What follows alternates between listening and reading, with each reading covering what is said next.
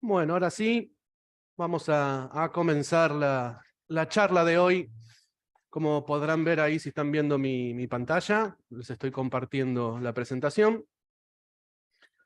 El tema de hoy es programación para todos. La idea de este curso está basada en el curso de la Universidad de Michigan, ¿sí? Donde vamos a empezar a ver algunos conceptos básicos de programación. Este curso está pensado para gente que no sabe programar, ¿sí? O que tiene unos conocimientos muy básicos, así que quédense tranquilos que vamos a tratar de ir de lo más fácil, bien bajo y con tiempo para poder llegar al menos en el día de hoy, a poder escribir nuestro primer script en Python y ejecutarlo.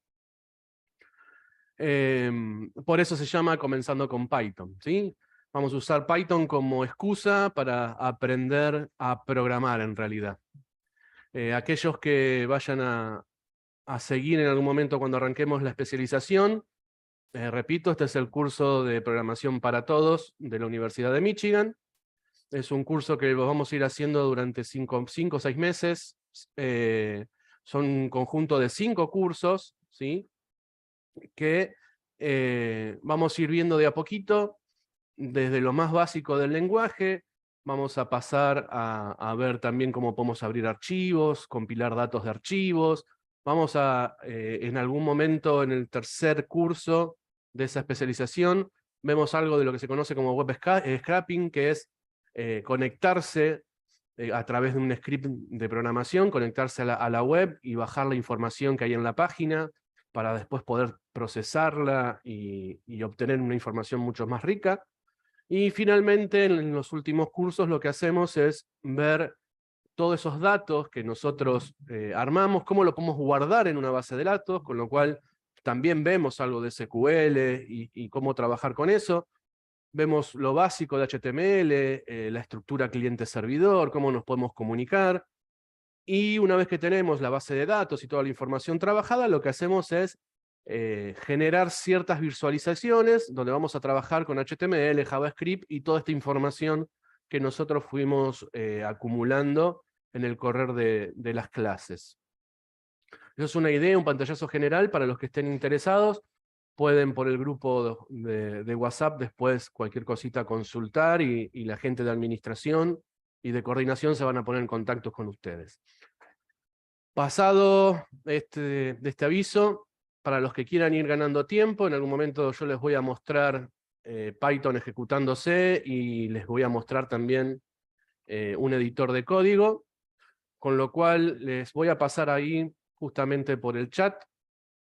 Ahí les acabo de pasar dónde pueden ir a buscar la página de Python para bajar Python y si quieren instalarlo.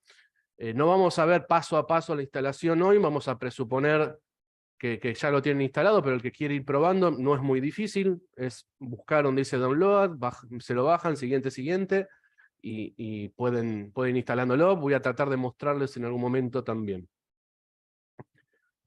Bueno, vamos a arrancar.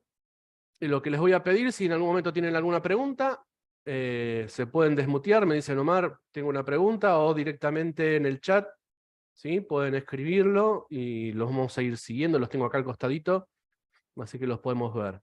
Recuerden, por favor, sumarse al grupo de WhatsApp para que podamos compartir también los materiales por ahí y podamos estar en contacto con ustedes. Bueno, sin dilatar mucho más, vamos a arrancar entonces. Programación para todos, comenzando con Python, es esta charla que estamos arrancando hoy. Y esto está organizado por el Centro de Graduados de Ingeniería y la Cooperativa de Trabajo Tu Éxito Profesional. Lo primero que vamos a hablar es ¿por qué programar? ¿Sí?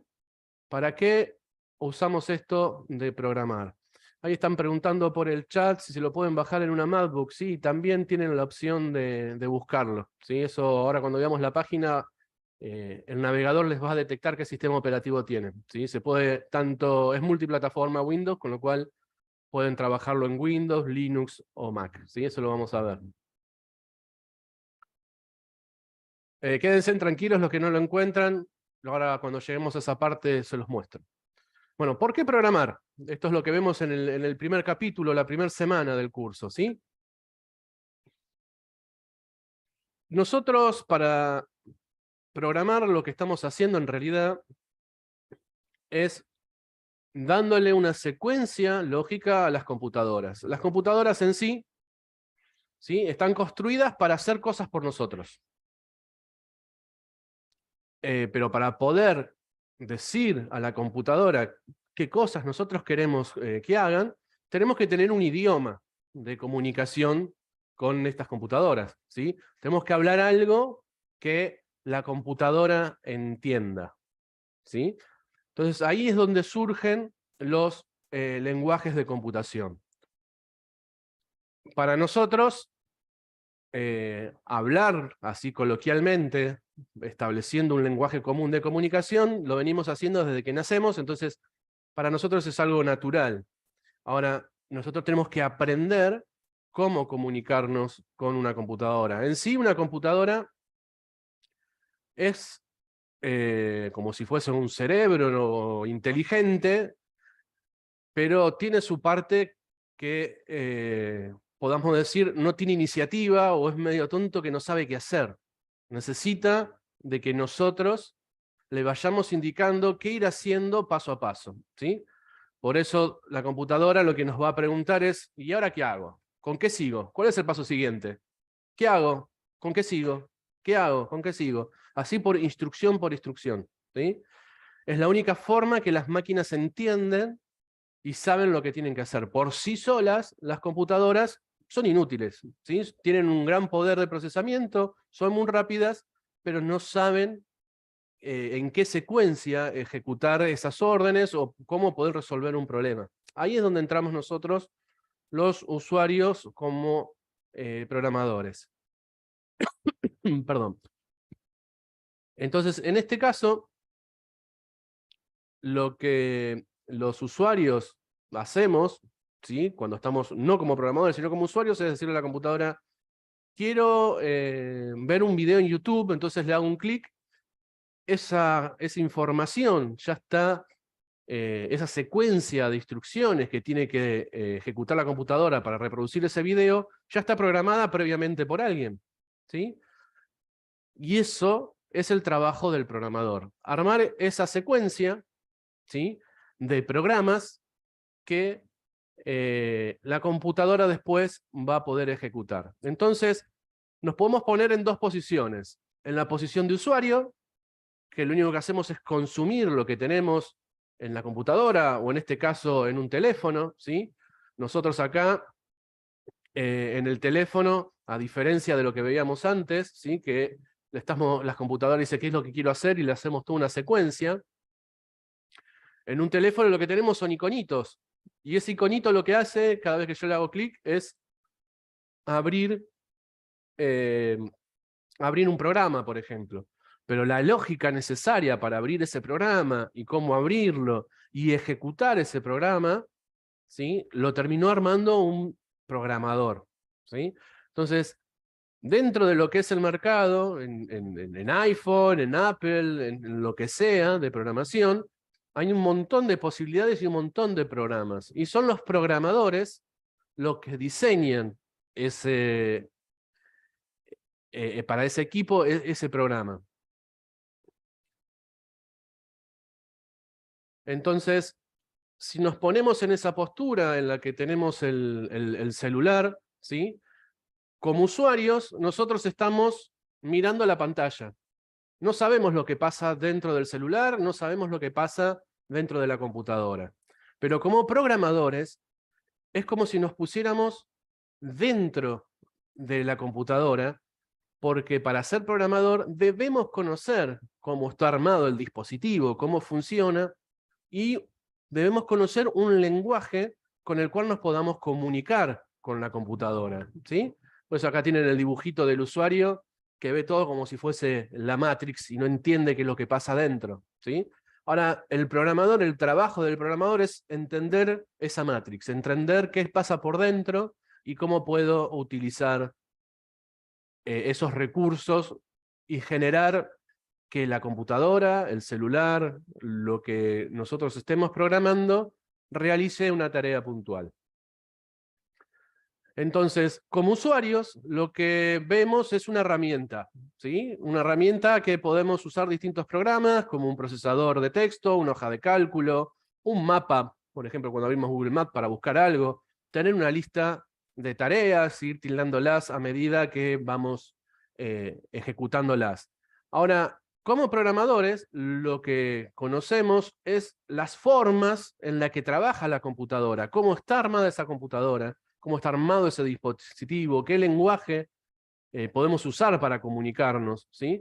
Entonces, los programadores tienen ciertas herramientas para usar que en realidad lo que terminan generando son herramientas nuevas que son las que usan después los usuarios, ¿sí?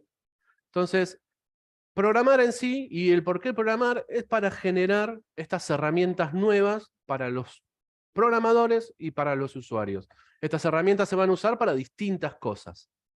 Somos como programadores, ¿sí? Somos desarrolladores o creadores de pequeños ayudantes o de pequeños programas que usamos para automatizar tareas del día a día. Por ejemplo,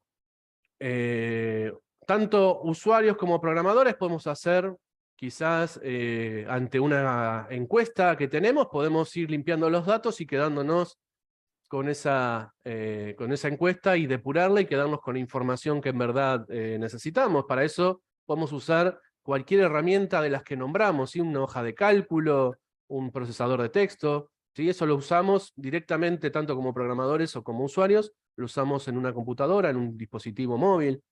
Ahora, como programador y el trabajo de programación, ¿sí? Es producir algo para que lo usen otros. Entonces, la solución a un problema, por ejemplo, de rendimiento de un software que anda muy lento, tiene algún problema que no funciona, ese es un trabajo de un programador, ¿sí? Armar un libro de visitas en un sitio web, eso es trabajo de un programador.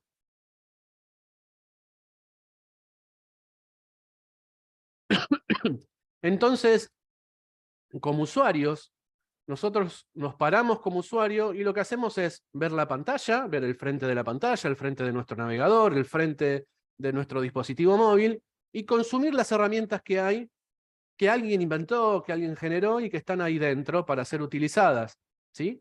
Ahora, como programador, nos paramos en el medio, ¿sí? Dentro de ese dispositivo, con lo cual, como programadores, estamos como dentro de la computadora, ¿sí? Por eso tienen este dibujito acá, y eso nos obliga a nosotros conocer lo que es el hardware, que es toda la parte física del dispositivo, cómo funciona, ¿sí?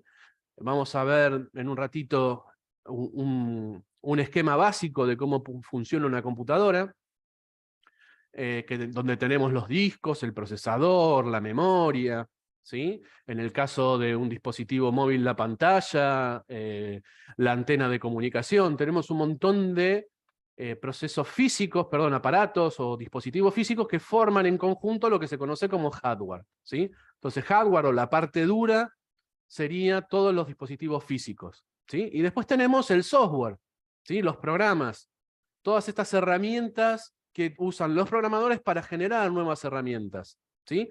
¿Qué herramientas usan los programadores para generar nuevas herramientas? Bueno, lenguajes de programación, sistemas operativos, ¿sí? Sin un aparato, sin un sistema operativo, no tiene sentido. Si yo tengo una computadora y no tengo el sistema operativo Windows, Linux, o si tengo una Mac, un sistema iOS, perdón, no tengo forma de utilizarlo, ¿sí? Eso es un software que nos sirve como herramienta. Ese software que nos sirve como herramienta lo diseñó otro programador, pero nosotros en este caso lo estamos usando como herramienta de desarrollo y de comunicación. Lo mismo pasa con los editores de código, como el de Visual Studio Code, que les pasé el link, ¿sí? Es una herramienta desarrollada por otros programadores, pero en ese caso nosotros nos ponemos en la posición de usuario programador para usar una herramienta que desarrolló otro. Teniendo acceso a todos estos software de herramienta ¿sí? A todos estos programas, a todo este hardware, nosotros podemos empezar a intercomunicarnos con las distintas partes del dispositivo, ¿sí? Podemos hablar de datos, podemos enviar y recibir información, podemos conectarnos a las redes. Es decir, que desde la posición de programador estamos entre el usuario y el dispositivo y empezamos a cranear y a pensar qué órdenes le tengo que dar yo a este dispositivo para que cumpla el objetivo, ¿sí? Usando el hardware y el software como si fuesen aliados nuestros, ¿sí? Entonces, ¿cuál es el trabajo de un programador? Conocer el hardware, conocer el software que está disponible y usarlo para poder acceder a las distintas partes, a los datos, a la información, a las redes, a la pantalla, a las distintas partes del dispositivo y generar un programa o una nueva herramienta que resuelva un problema o automatice un problema para presentarlo a otros usuarios. Ese es el concepto de por qué programar y qué es lo que hace un programador. ¿Dudas, preguntas hasta acá? Me lo pueden hacer por el chat. ¿Vamos bien?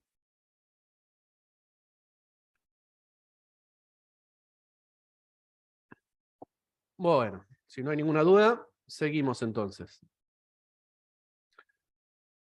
Entonces, ¿qué es un código? ¿Qué es el software? ¿O qué es un programa? Que son todas cosas que yo fui nombrándoles recién hace unos minutos. Entonces, el software o programa va a ser una secuencia de instrucciones, ¿sí? Una secuencia de órdenes, como si fuese una receta.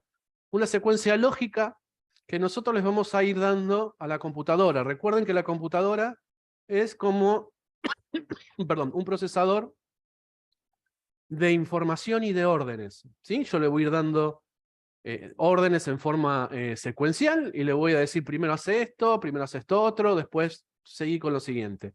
Es como si nosotros nos pusiéramos a armar una receta de cocina, ¿sí? Donde le decimos, mira, estos son los ingredientes, en el primer paso anda calentando el horno y mantenerlo para que llegue a tal temperatura, después mezclar todos los elementos secos, y mezclalos en un bol, agregale un poco de leche, un poco de aceite, anda a batirlo, hasta que quede una masa o una textura que no haya grumos, y le vamos dando condiciones, pero son todas en forma secuencial, ¿sí?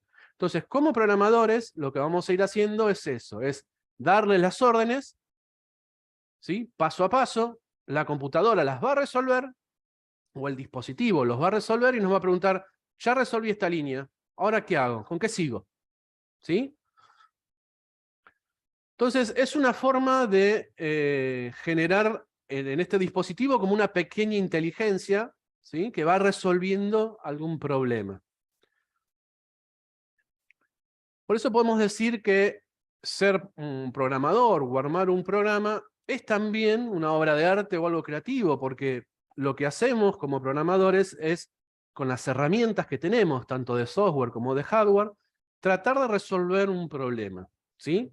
Y eso lo hacemos en pos de que un futuro usuario, ¿sí? Pueda tener una mejor experiencia de trabajo con este software que nosotros estamos resolviendo, ¿sí? Que estamos creando. Esto que les estoy mostrando acá es un programa en Python. No se asusten si lo entienden que es lo que pasa acá. Este es un programa en Python que lo que está haciendo es contar palabras y decirme, ¿sí? Abrir un archivo, le paso el nombre de un archivo, abre el archivo, revisa ese archivo, cuenta las palabras y me dice cuál es la palabra más común, ¿sí?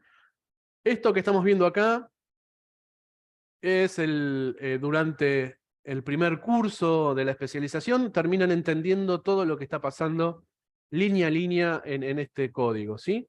Pero este es el lenguaje que entiende la computadora y ahora vamos a ver puntualmente cómo es que funciona dentro de la computadora. Nosotros usamos el lenguaje Python para comunicarnos con la computadora y pasarle qué es lo que queremos que haga, ¿sí? Primero le decimos, entra un nombre de archivo, cuál es el nombre del archivo que querés ejecutar, abrir ese archivo, ¿sí? Entonces en la pantalla van a ver que se ejecuta el programa, dice entrar el nombre del archivo, le ponemos el nombre del archivo, ¿sí? Acá tienen una instrucción que lo que está haciendo es ir procesando ese archivo línea a línea, lo va procesando y va contando las palabras que aparecen, y después lo que hace es, de toda esa colección de palabras, contar, ¿sí?, cuál es la que apareció más y cuál apareció la palabra más, que más repetición tuvo, y por lo tanto tiene el contador más alto, y finalmente nos dice, bueno, esta es la palabra, imprime en pantalla, esta es la palabra que más veces apareció y esta es la cantidad de veces que apareció. En resumen, eso es lo que está haciendo este programa, pero fíjense que es una secuencia que vamos a ir ejecutándola línea a línea. Entonces yo les decía que para poder programar debemos conocer al menos lo básico del dispositivo que nosotros queremos programar. Si vamos a trabajar con una computadora, debemos conocer lo básico de la arquitectura de computadoras. Si vamos a trabajar con un dispositivo móvil, deberíamos conocer lo básico del dispositivo móvil. Lo que les voy a presentar ahora es un esquema, ¿sí?, que es una adaptación del modelo de Bode-Newman, que es lo básico con lo mínimo que necesitamos para poder ejecutar algún programa o tener algún dispositivo y entender cómo funciona. Esto, para el que no lo conoce, es una tarjeta, ¿sí?, una Raspberry Pi, que es como si fuese una mini computadora muy, muy, muy chiquita. Y todos los componentes que necesitamos, ¿sí?, tanto el procesador como una unidad de entrada para conectarles cosas, o una unidad de salida para sacar cosas a una pantalla, a mandar cosas a la red, está todo metido acá adentro, todo metido en una plaquetita muy, muy, muy chiquita, ¿sí? Entonces tenemos hoy día computadoras muy, muy chiquitas, ya no es como hace años que había computadoras que ocupaban toda una habitación, y con esto también lo podemos programar y generar algún script, algún programa, algo que resuelva un problema puntual, ¿sí? En todos los dispositivos, cuando oímos hablar de esto del Internet de las cosas, lo que estamos haciendo es justamente eso, usar el hardware que tenemos a disposición y mediante algún lenguaje de programación, usar esos recursos para resolver un problema. Entonces, las partes básicas de una computadora, ¿sí?, este es un esquema genérico, son estas que tenemos acá. Tenemos la unidad central de procesos, ¿sí?, o CPU, lo van a ver en muchos lugares. En este caso es el procesador, ¿sí?, el microprocesador, que hace las veces del cerebro de la máquina, ¿sí?, y que es donde se ejecutan una a una estas instrucciones que nosotros les vamos pasando, ¿sí? Recuerden siempre que las instrucciones se ejecutan dentro del procesador, ¿sí?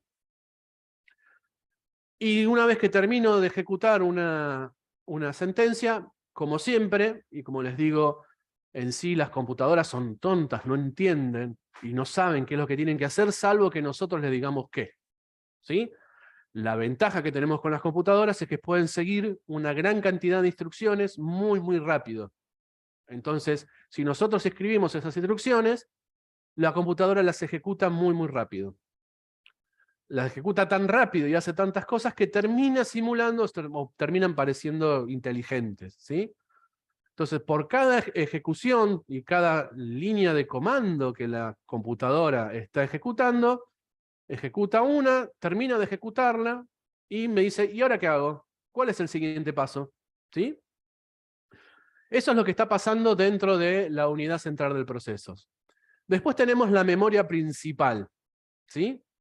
Que en la memoria principal vamos a ver que hay dos tipos de memoria. La memoria RAM, que es aquella que es de acceso aleatorio, por eso se llama memoria RAM. Es una memoria chiquita, ¿sí? Una memoria de muy poca capacidad de almacenamiento, pero es muy, muy, muy rápida. ¿Qué ventaja tenemos con esto de la memoria RAM? Que podemos usarla como para ir almacenando los resultados, ¿sí?, y las siguientes instrucciones que tiene que ejecutar el procesador. Por eso están viendo acá que hay una comunicación entre la unidad central de procesos y la memoria RAM, ¿sí? Entonces al procesador le vamos a pasar, por ejemplo, sumame el número 1 más el número 2 y guardame esto en algún lugar en la memoria. Entonces hace el procesamiento y ese valor que terminó resolviendo, que se llama resultado, lo termina guardando en la unidad de memoria principal, ¿sí?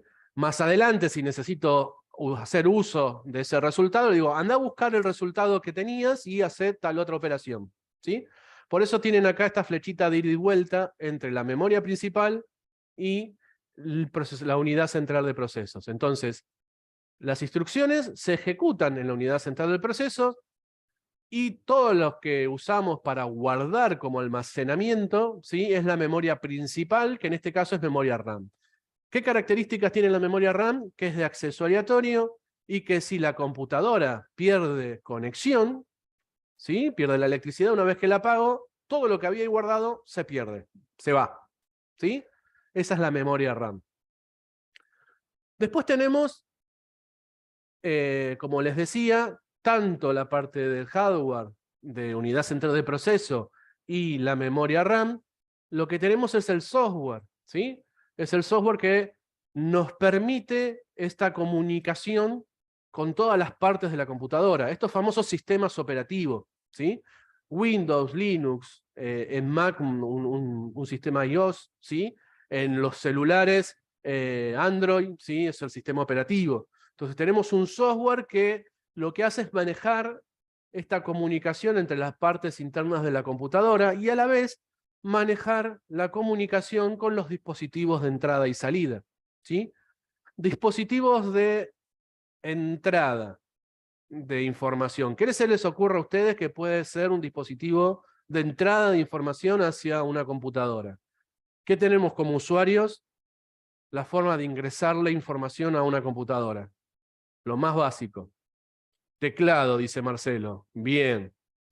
Una tarjeta fotográfica. Eso es otra cosa, que ahora lo vamos a ver, Sheila. Exacto. Como dispositivos de entrada tenemos el teclado, tenemos el mouse, tenemos, en el caso de los celulares, tenemos las pantallas. Las pantallas táctiles son un dispositivo de entrada también, ¿sí? En ese caso, la pantalla cumple dos roles. Tiene dispositivo de salida, porque puedo ver lo que está pasando en la pantalla del celular, pero a la vez le puedo ir haciendo clic y hacer como si fuese un teclado esa pantalla, ¿sí? Un micrófono, lector de código de barras, excelente. La tableta gráfica, bien, muy bien, exacto. Esos son todos los dispositivos de entrada y salida. ¿Cómo hago que la unidad central de procesos vaya y sepa en qué orden tiene que trabajar, y en qué orden tiene que ir a ejecutar una instrucción, cuándo tiene que ir o qué tiene que hacer para ir a ver un dispositivo de entrada o un dispositivo de salida? Todo eso está metido en lo que se llama sistema operativo, ¿sí? Que es un software que lo que hace es darle vida a la computadora y al hardware en sí. Entonces, este hardware que está acá adentro es el hardware que nosotros como programadores vamos a usar, y el software que lo administra es el que nosotros usamos también como herramienta. Por eso cuando vimos en el gráfico anterior, software y hardware eran los dos que usamos para poder acceder a todo el resto de las cosas. Yo les decía, datos, información, a la red, ¿sí? Entonces con ese software y ese hardware nosotros vamos a acceder a todo lo que sea entrada, ¿sí? Y salida. Y de salida ya nombramos la pantalla. ¿Qué otro se les ocurre? Una impresora, los parlantes, muy bien. Muy bien, Analía, muy bien, Agustina. Excelente. ¿Sí? Esos son dispositivos de salida. Alexa, exactamente, un puerto USB. También puede ser un dispositivo. En realidad un puerto es un canal de comunicación. ¿Sí? No es un dispositivo en sí de salida o de entrada. Yo uso ese puerto de comunicación y le conecto algo que quiera conectar ahí. Puede ser un parlante que se conecte por USB, puede ser alguna impresora, ¿sí? Pantalla de entrada y salida. Sí, la pantalla puede ser de entrada y salida siempre y cuando esa pantalla sea táctil, Analía. ¿Sí? Ok, bueno, hace un ratito me nombraron una tarjeta de una cámara de fotos y me nombraron recién el pendrive. Eso, ¿sí?, es parte de lo que podría llegar a nombrarse como memoria secundaria, ¿sí? Por lo general, estas memorias secundarias son memorias mucho más grandes, de mayor capacidad de almacenamiento, ¿sí? Y no pierden la información cuando pierden conexión eléctrica o cuando no están alimentadas eléctricamente, ¿sí? Entonces a estas memorias, o memorias, las vamos a llamar memorias secundarias, simplemente para diferenciarlas de la memoria principal que está dentro de la computadora, que es la memoria RAM, ¿sí? ¿Qué dispositivos hacen las veces de memoria secundaria?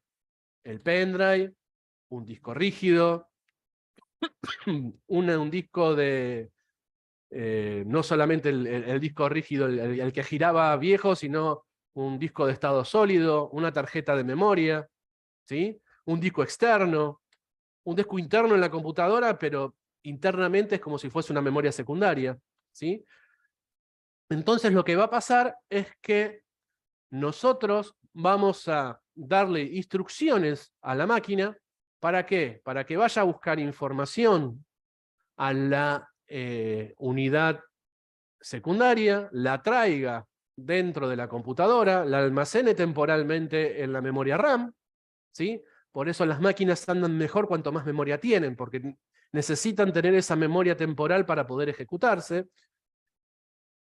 Voy a tener mi script y mi programa almacenado en memoria, ¿sí? Me traigo una copia de lo que tengo acá, en el disco, lo traigo a memoria, se carga en la memoria. ¿Y qué va a hacer la unidad central de procesos? Va a usar el sistema operativo para ir ejecutándolo línea a línea. La primera línea le dice, pedirle al usuario que me ingrese por teclado el nombre de el archivo que quiere abrir. Entonces, le dice por pantalla, por salida, le dice al usuario, ingrese el nombre. Y se queda a la espera de que el usuario le ingrese el nombre. El usuario, por un dispositivo de entrada, ¿sí? Por un dispositivo de entrada le va a poner el nombre del archivo.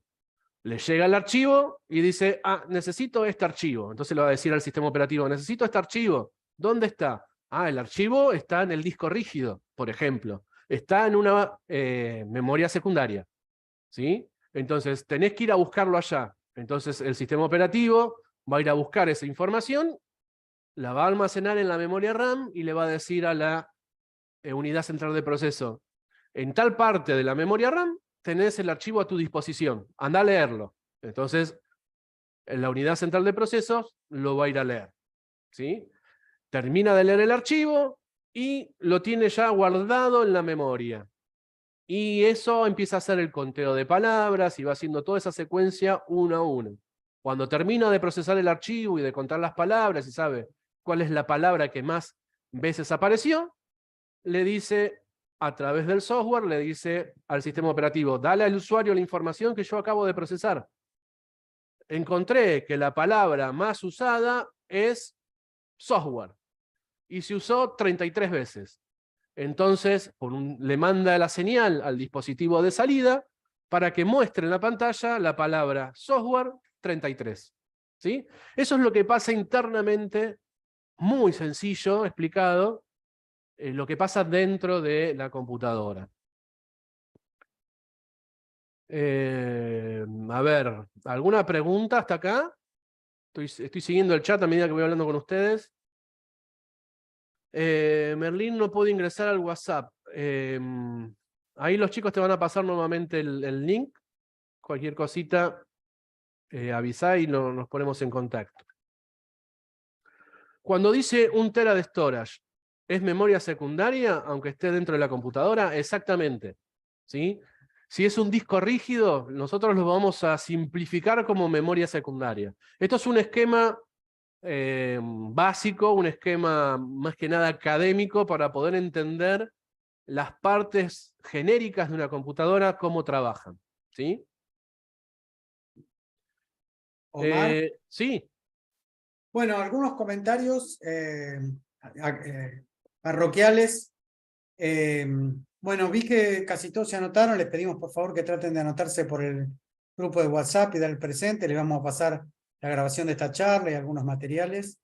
Comentario, este curso, esta charla es la presentación de un curso que se va a dar los días jueves, que lo va a estar dando Omar, los jueves a la tarde, ahora el mismo Omar, que es Python para todos. ¿Sí? Es un curso que dura 6 meses, que son 5 cursos, y bueno, los que tengan interés en el curso, ahí están, digamos, se pueden contactar con cualquiera de nosotros y preguntarnos para cursarlo. ¿Sí? Forma parte de la temporada 2023, donde tenemos cursos de Python, de Data Analytics, de Machine Learning y de Deep Learning.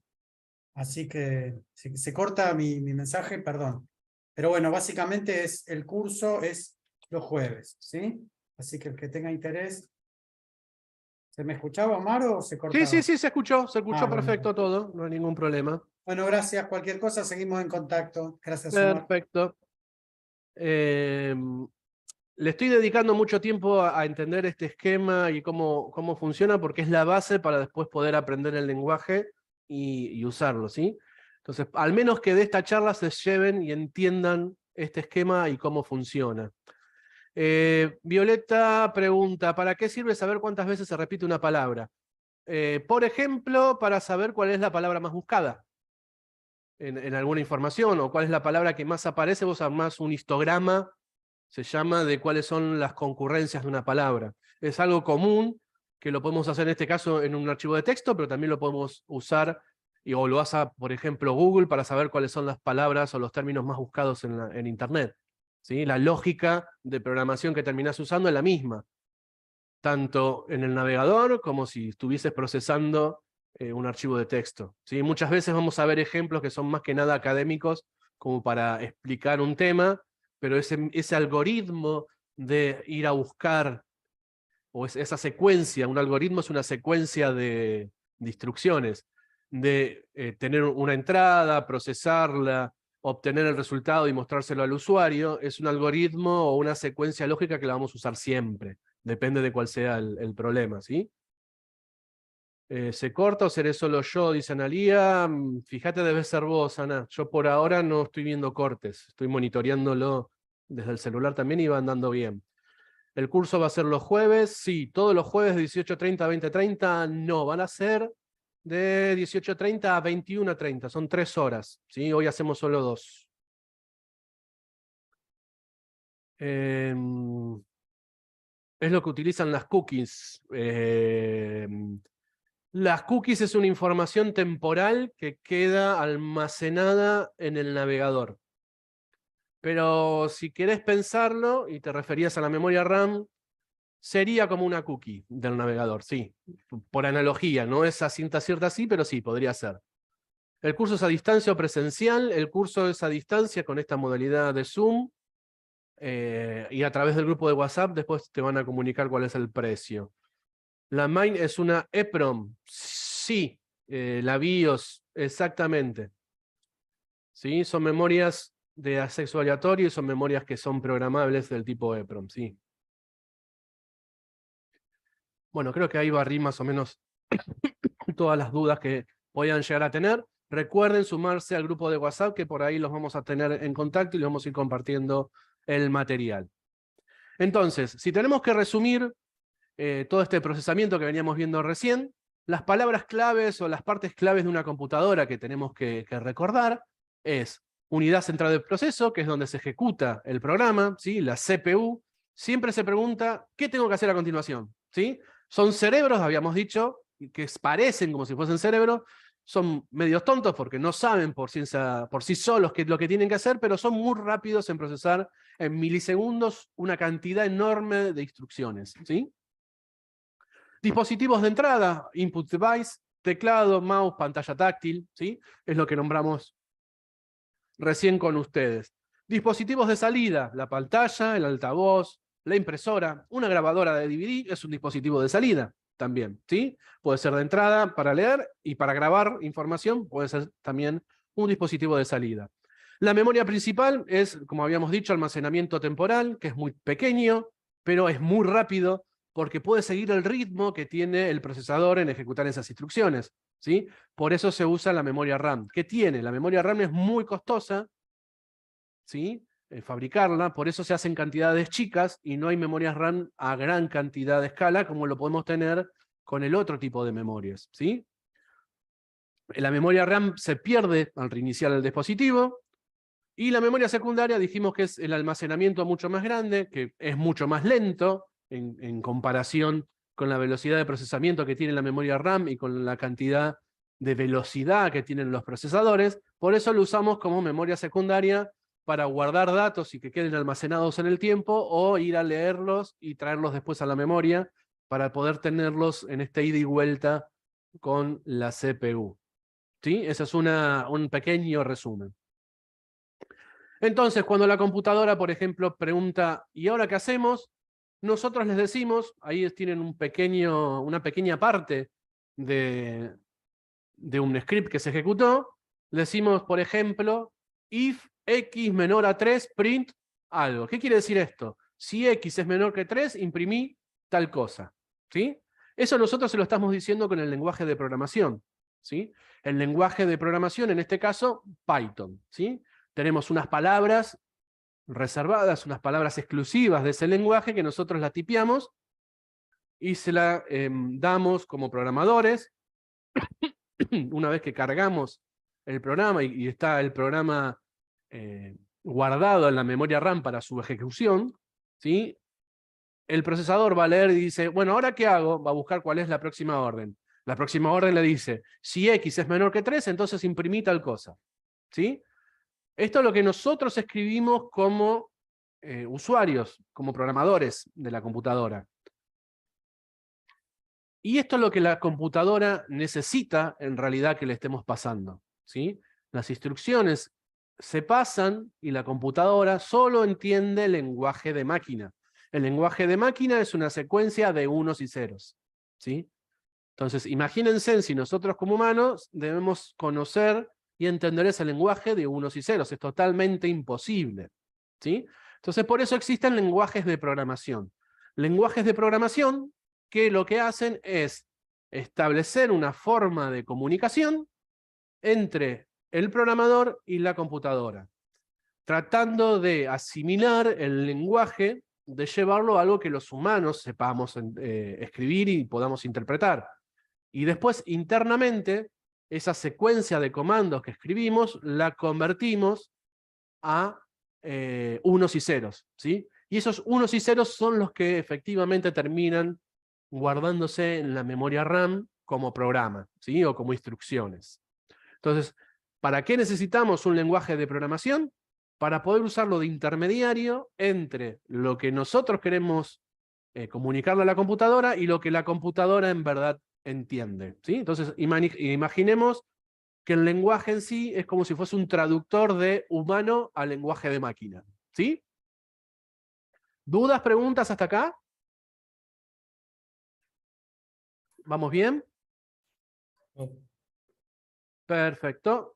Entonces, continuamos. Acá lo que tienen es un procesador de una computadora. Voy a tratar a ver si se los puedo compartir, solo para que vean.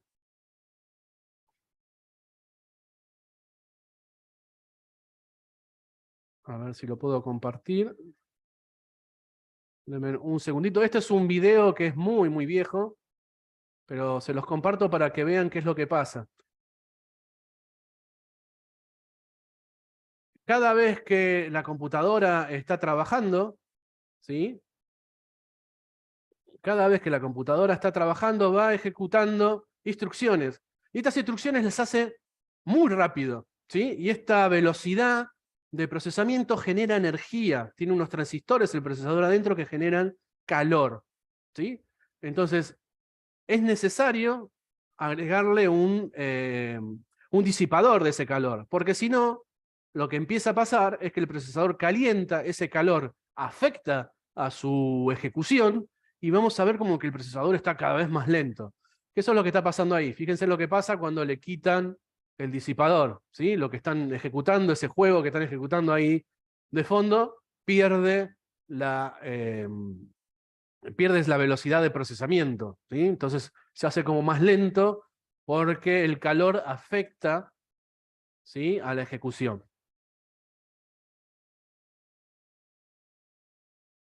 Bueno, y ahí se ve cómo está largando humo ya directamente el procesador sin el disipador. Esto hace que se caliente y se termine destruyendo, ¿sí? Entonces, fíjense que cuando uno tiene que conocer del hardware, también debe conocer algunas cosas, ¿sí?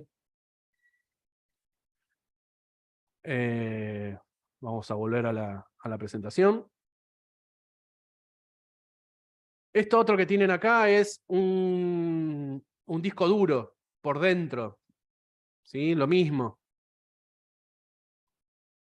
Voy a tratar de mostrarles y de compartir qué es este disco duro, ¿sí? Ahí están, es el disco duro como lo vemos por fuera, pero vamos a abrirlo internamente. Lo que vamos a ver es que son discos magnéticos, que hay una aguja, que es esta que tienen acá, ¿sí? Que lo que hace es ir viendo y recorriendo ese disco, van a ir moviéndose, como ven ahí, buscando la información que está en forma secuencial dentro de este disco grabado en surco. Fíjense en todo el trabajo que tiene que hacer ese disco para traer o borrar una carpeta o guardar una carpeta, ¿sí?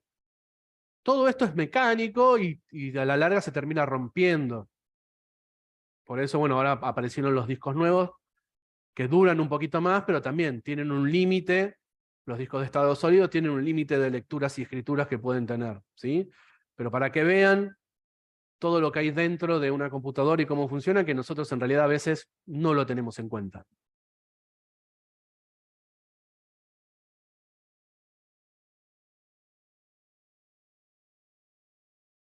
Entonces, para poder interactuar con todo este hardware y estas cosas que tenemos acá, necesitamos tener un lenguaje, y en este caso nosotros vamos a aprender a usar el lenguaje Python, ¿sí?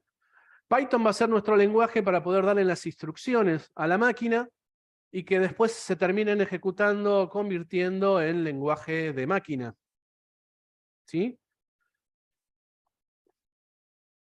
Entonces, si hablamos de Python, Python es un lenguaje de programación interpretado. ¿Qué significa que sea interpretado?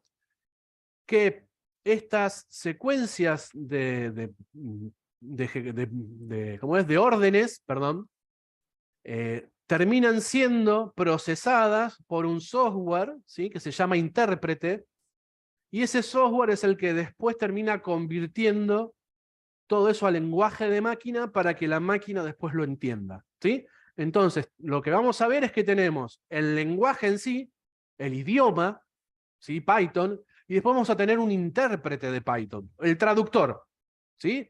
El que convierte de Python al lenguaje de máquina, ¿sí? Por eso decimos que Python en sí es un lenguaje interpretado, porque para poder ejecutarlo, ¿sí? No se ejecuta, no se genera un archivo ejecutable en sí, sino que voy a tener un archivo en lenguaje Python que después es interpretado y ahí recién es ejecutado dentro del procesador. Un lenguaje de programación que no es interpretado, sino que es compilado, me termina generando, por ejemplo, un archivo .exe, ¿sí? Que en Windows, que yo lo ejecuto y el archivo en sí mismo ya tiene la información en lenguaje máquina para que se ejecute, ¿sí? Esa es la diferencia. Decimos que también es de alto nivel porque a mí me abstraen de todo lo que tiene por dentro, ¿sí? El sistema operativo. No tengo que saber dónde está un puerto, cómo me tengo que comunicar con el puerto USB, en qué formato le tengo que mandar los datos. Todo eso se encarga el sistema operativo, ¿sí? Y el sistema Python ya lo tiene guardado en instrucciones que yo como programador me tengo que olvidar. Lo único que necesito hacer es decir, manda esto a la impresora, ¿sí? Una instrucción que diga mandar al tal puerto. Y después el resto se encarga el sistema operativo o el intérprete, ¿sí? Por eso decimos que es de alto nivel. Los lenguajes de bajo nivel ya trabajan con los puertos, con las unidades de almacenamiento que hay en la memoria RAM, empiezan a trabajar con direcciones de la memoria RAM, terminan trabajando más cerca de lo que es el hardware, ¿sí? Entonces, cuanto más alto es el nivel de un lenguaje de programación, más abstracción y más me alejo de lo que es el hardware de un dispositivo. Por eso hacemos esa diferenciación entre alto y bajo nivel. Y decimos que es multiplataforma porque lo que nosotros programemos en el lenguaje Python después lo vamos a poder ejecutar en Windows, en Linux o en Mac, ¿sí? Lo único que cambia es qué intérprete tengo que tener en ese momento, ¿sí? Si me voy a ejecutar en Windows, me voy a tener que bajar el intérprete de Python en Windows, ¿sí? Si yo lo quiero ejecutar en Linux, me voy a tener que bajar el intérprete de Python para Linux. Entonces, el programa es el mismo, lo programo una vez y lo puedo usar en cualquier plataforma. Lo que cambia es quién es el intérprete que lo traduce al lenguaje máquina que la máquina entiende. Y ese lenguaje máquina que la máquina entiende tiene ciertas modificaciones según qué plataforma, ¿sí? O qué sistema operativo lo esté corriendo. ¿Y por qué Python? Porque Python se puede usar para un montón de cosas, ¿sí? Se puede hacer aplicaciones, se pueden hacer juegos, se puede hacer análisis de datos, se puede hacer inteligencia artificial, se puede hacer un montón de cosas sabiendo el mismo lenguaje de programación. Páginas web, cualquier cosa que se me ocurra, existe una librería en Python, ¿sí? Este es un lenguaje que lo generó Guido van Rossum en 1989 y es muy fácil porque tiene una curva de aprendizaje muy sencilla. La sintaxis van a ver que son palabras reservadas que yo voy a ir combinando para generar ciertas instrucciones. Y es muy legible, no tengo complicaciones con llaves, corchetes y cosas que a veces en otros lenguajes por ahí se hace bastante difícil, con el que todo tiene que terminar con punto y coma. Es bastante fácil entender el lenguaje. Si uno sabe un poquito de inglés, va a ver que es como casi literal lo que le estoy pidiendo a la computadora que haga. Y lo otro que hace a Python tan tentador para aprender y tenerlo como lenguaje de entrada es que hay una gran comunidad de desarrolladores, ¿sí? Con lo cual tenemos mucho soporte, hay mucha documentación y tenemos una enorme cantidad de módulos o bibliotecas para hacer distintas cosas, ¿sí? Tenemos por ejemplo, tenemos Python, Django para hacer páginas web, tenemos Tkinter para hacer aplicaciones de escritorio, tenemos Keras, tenemos PyTorch, ¿sí? Tenemos TensorFlow para hacer inteligencia artificial. O sea, vamos a ver que hay bibliotecas y módulos para hacer distintas cosas y todos usan en común el lenguaje Python, ¿sí? Seguramente con un poquito de investigación encontramos la biblioteca o el módulo que necesitamos para resolver un problema. Hay muchas cosas que en Python ya están resueltas. Tema funcionalidad, Python y C# se pueden hacer lo mismo o son totalmente diferentes, ya que los dos son lenguajes de programación. Todos los lenguajes tienen pro y tienen contras, ¿sí? C# es una evolución del lenguaje C. C se considera un lenguaje de más bajo nivel o el lenguaje de nivel medio, porque podemos tener acceso a las partes del hardware mucho más directamente, ¿sí? Algunos dicen que por eso se puede optimizar mucho más, pero Python en sí está construido en C, ¿sí? Tiene en su core el lenguaje Python y el intérprete de Python está hecho en C y en Python mismo, ¿sí? PHP y Java es un lenguaje de nivel bajo, no, al contrario, esos dos son lenguajes de nivel mucho más alto. Y muchos asocian Python a la culebra esta que tenemos acá, pero en realidad el creador lo hizo el nombre se lo puso por un tema de un grupo del cual era fanático, que eran los Monty Python, ¿sí? Por eso se llama Python. Pero bueno, digamos que después se asoció y se mantuvo esto de que el open source siempre está asociado a algún animal. Bueno, acá quedó a la serpiente o a la culebra esta asociado, ¿sí? Y bueno, es el creador Guido. Primer aprendizaje que debemos tener con este lenguaje de programación: los errores de sintaxis. Algo que les va a pasar como programadores o como personas que están aprendiendo a programar es justamente esto de voy a estar escribiendo programas y seguramente voy a convertir o voy a generar algún error de sintaxis. Eso es inevitable que pase, ¿sí? Entonces, necesitamos aprender el lenguaje Python, ¿sí? Cuáles son las instrucciones que nos da el lenguaje, cómo las puedo combinar, qué me devuelve o qué me genera cada una de esas instrucciones, para poder comunicarnos con el intérprete de Python, ¿sí? Entonces, al principio vamos a cometer muchos errores, después, como cuando aprendemos a hablar cuando somos chicos, que balbuceamos todo el tiempo hasta que terminamos siendo un poco más grandes y aprendemos, ¿sí? Vamos a tener ese tipo de errores y ese tipo de balbuceos de niños, nada más que llevado al código. Ahora, cuando la computadora nos dé la devolución de que cometimos un error, no nos está diciendo a nosotros, uy, qué bueno que sos, qué lindo que sos, o qué tonto que sos por cómo te equivocaste, sino que simplemente nos va a dar un mensaje de error que dice error de sintaxis tal cosa, ¿sí? Y eso a nosotros, que estamos recién empezando como programadores, nos va a dar la sensación de que la verdad el lenguaje es bastante insensible y cruel con nosotros por cómo nos está dando la información. Pero está en nosotros después entender y poder interpretar esos mensajes de error que nos va dando el intérprete, entenderlos a qué se deben. Entonces, uno de los trabajos que vamos a tener que aprender es a poder resolver estos errores de sintaxis que vamos teniendo, ¿sí?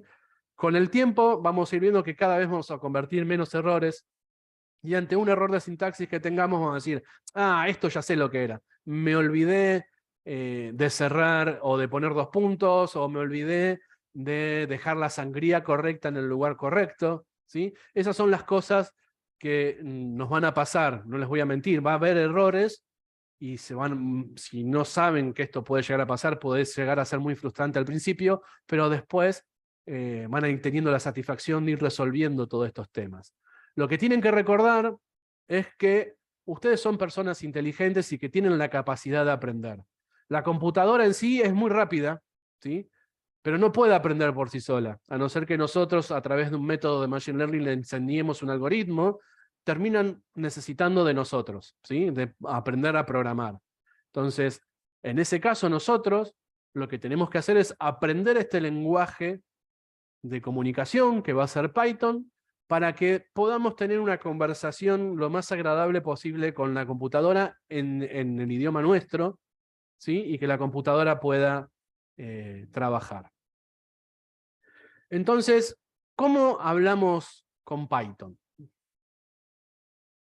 Yo les había dicho que se pueden bajar el Python de la página. Acá la voy a abrir en este momento.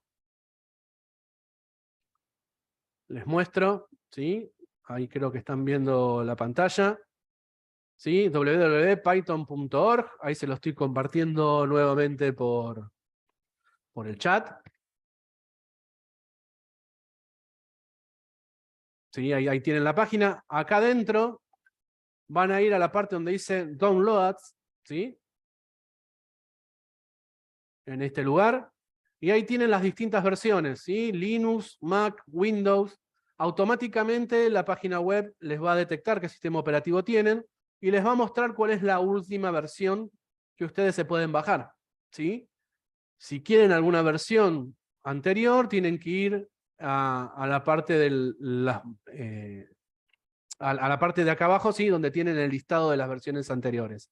Una observación: si van a trabajar, que espero que a esta altura del año y en el año que estamos nadie esté usando Windows 7, pero si van a trabajar con Windows 7, fíjense en de bajarse la versión 3.9, ¿sí? Como máximo, porque de ahí en adelante deja de ser compatible con Windows 7, ¿sí? Esa es la única observación que les puedo recomendar en el caso de Windows, ¿sí? Si tienen Linux, en Linux quizás ni siquiera hace falta que se lo bajen porque ya viene la versión instalada. Incluso en Windows van a tener dos versiones, la versión de Python 2, que es una versión antigua, y la versión de Python 3, que ya viene instalada, ¿sí? En el caso de Mac pasa algo similar, pero si no lo encuentran o no lo tienen, lo que tienen que hacer es justamente buscarlo, ¿sí? Acá, y bajan el software. Bajan el software una vez que el software lo tienen disponible. Lo que tienen que hacer es darle clic a ese instalador. Yo les recomiendo que cuando estén arrancando tilden esto que dice acá agregar el intérprete de Python. Esto es para que después puedan usar Python desde cualquier lugar de su máquina. Lo dejan en el pad de ejecución para poder instalarlo. Lo que tienen que hacer es instalar ahora, siguiente, siguiente, siguiente, y les va a quedar Python instalado, ¿sí? Una vez que se termina el instalador, para poder verificar que tienen... Voy a cancelar porque yo ya lo tengo. Para poder verificar que se instaló correctamente, pueden ir, en el caso de Windows, abrir una terminal o línea de comandos, ¿sí? Acá la tienen abierta, la línea de comandos. Y en esa línea de comandos lo que pueden hacer es escribir Python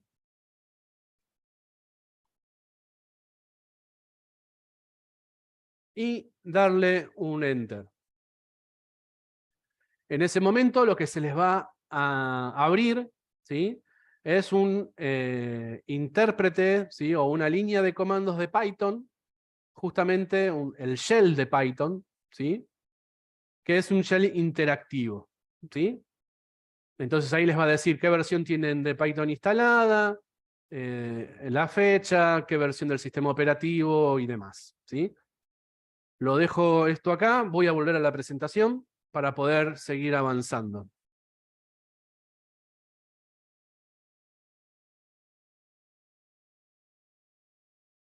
Entonces, una vez que llegamos a esta posición, que es lo que acabamos de hacer, tenemos Python instalado, tenemos la línea de comandos abierta, ¿sí?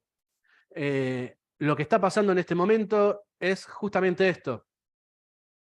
El intérprete me dice, ¿y ahora qué hago?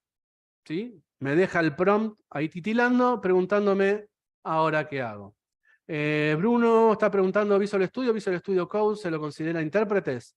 No, en este caso Visual Studio es un IDE, que es un entorno de trabajo para programación. Visual Studio Code es un editor de código, ¿sí? Y no es un intérprete. Lo que hace Visual Studio Code es facilitarnos a nosotros una forma gráfica y agradable de programar los scripts de programación, armar nuestros programas, mostrando los colores y demás, y después ese editor de código pasa nuestra producción o nuestro archivo al intérprete de Python a través de la terminal, ¿sí? Eso es lo que usamos. No sé si respondí ahí, Bruno, tu pregunta.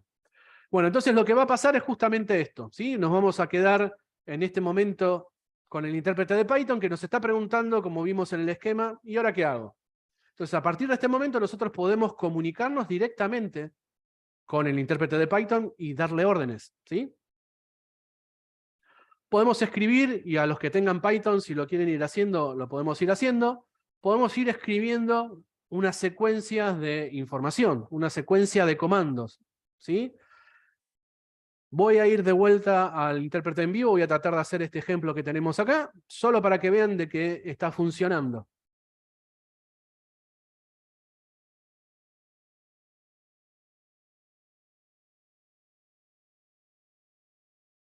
¿Sí? Acá están viendo mi sistema, entonces yo lo que voy a hacer es escribir Python, se me abre el intérprete y a partir de este momento yo ya estoy hablando directamente con el intérprete de Python, ¿sí? Ahora le voy a dar una sentencia, le voy a decir que x es igual a 1. Esta fue una orden. Algo pasó, el intérprete hizo esto, acá lo estoy diciendo es guardame en x el valor 1, ¿sí? Y ahora le voy a dar una segunda orden, que le voy a decir, imprimime, mostrame en pantalla el valor que te quedó guardado en esa variable, que ahora después lo vamos a ver de qué se trata, variable x. Y acá me trajo el valor 1, que era el valor que yo le había guardado, ¿sí? Entonces, acá estamos viendo una forma de comunicarnos con el intérprete de Python en forma secuencial, ¿sí? Y queda acá a la espera de ¿qué más hago? Bueno, ahora le voy a decir, a lo que tengo en X, ¿sí? A lo que tengo en X, sumale 1 y volvé a guardarlo en X. Listo, ya lo hice, ¿y ahora qué hago? Me va a decir. Bueno, ahora mostrámelo. Entonces escribo un print, X. Ah, ahora en X tengo un 2. Tenía 1 más 1, 2 y lo vuelvo a guardar en X. ¿Sí? Y así puedo ir haciendo un montón de ejecuciones o un montón de líneas directamente con Python. Obviamente, nadie va a usar esto, ¿sí? Este intérprete interactivo con Python, porque tenemos problemas de que si necesitamos un software muy largo y muy grande, la verdad que ir trabajándolo de esta forma es bastante tedioso, ¿sí? De ahí surge el concepto de script, ¿sí? Acá estamos mandando sentencias y va a venir después el concepto de armar una secuencia de sentencias que la vamos a llamar script. Consulta, una vez de hacer x más x más 1, ¿puedo hacer x más igual 1? Sí, yo ahora puedo escribir x más igual 1, como en otros lenguajes de programación, y también se hizo, ¿sí? ¿Qué diferencia hay entre esta línea y la línea anterior? Que acá me estoy ahorrando un carácter, en realidad. Lo que le estoy diciendo es lo que está en x, sumale 1 y guardalo nuevamente en x. Ese más igual, eso es lo que hacen, ¿sí? Si yo hago un print en este momento, hago un print de x, justamente me va a mostrar 3, ¿sí? ¿Quedó contestado, Gabriel? Excelente. ¿Cómo salgo del shell interactivo de Python? Bueno, tengo dos formas. O escribo exit, y acá estoy usando lo que se conoce como función, ¿sí? Tenemos hasta ahora mismo dos funciones, print y exit, ¿sí? O también puedo escribir kit y me vuelvo a la línea de comandos. Esa es la forma de trabajar en forma interactiva con el intérprete de Python, ¿sí? Entonces pongo Python y abro el intérprete y ahí puedo empezar a trabajar para jugar con estas pequeñas sentencias, ¿sí? Esta no es la forma de trabajar. Es solamente para verificar que Python está funcionando y que está instalado y que ya tenemos el intérprete disponible para nosotros. Ok, esto es lo que acabamos de hacer recién, ¿sí? Ahora que ya tenemos Python, que tenemos el intérprete, necesitamos saber qué le digo o cómo le digo cosas. Si bien yo ahora les mostré un par de comanditos, pero son muy básicos, necesitamos conocer el qué le decimos a Python para darle órdenes, ¿sí? Entonces, para eso vamos a ver que hay distintos elementos de Python. Uno de los elementos que tiene Python es justamente su vocabulario de palabras, ¿sí? Vamos a ver que tenemos variables, ¿sí? Y tenemos palabras reservadas del lenguaje. Después vamos a tener una estructura, ¿sí? Una forma de comunicarnos, una gramática, como si fuese un lenguaje, ¿sí? Vamos a tener una gramática, una semántica de cosas, que según en la posición que lo pongamos puede significar una u otra cosa, ¿sí? Esos son patrones de sintaxis. Entonces nosotros lo que tenemos que aprender son palabras, cómo manejar variables, cuáles son las palabras reservadas, y cuáles son los patrones de sintaxis válidos, válidos en el lenguaje que el intérprete puede entender. Y lo otro que tenemos que aprender de los elementos básicos de Python es la estructura lógica, ¿sí? ¿Cómo hacemos para construir un programa, ¿sí? Para que resuelva un propósito en sí, ¿sí?